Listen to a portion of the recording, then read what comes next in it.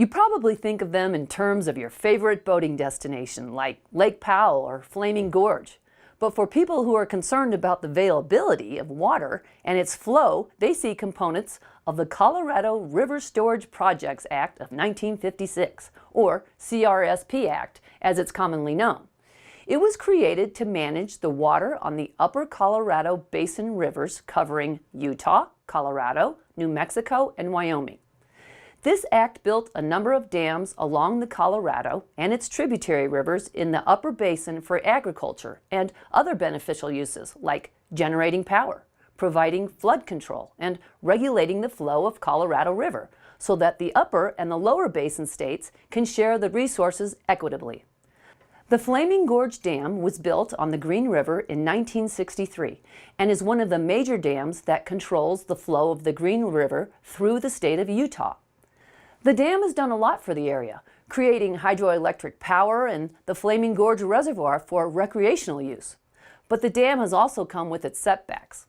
Depending on how the dam decides to release the water from Flaming Gorge determines whether the river, the land, and the people who live downstream suffer.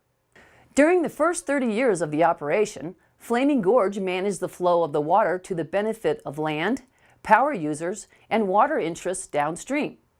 However, in the 1990s, the U.S. Fish and Wildlife Service mandated that river runoff should take into account the endangered fish, and thus created the Upper Colorado Endangered Fish Recovery Program to manage the water flow from the dam to help save endangered fish on the river. Their thinking was to mimic the turbulent seasonal runoff that used to beset the river every spring. By 2007, the dam runoff simulated the post and peak seasons along the Yampa River.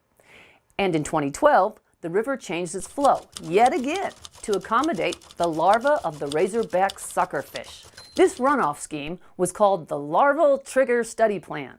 The idea was to open the floodgates on the dam, not only flushing the river's sandbars as in the past, but additionally by flooding parts of the wetlands so the fish can lay eggs and spawn.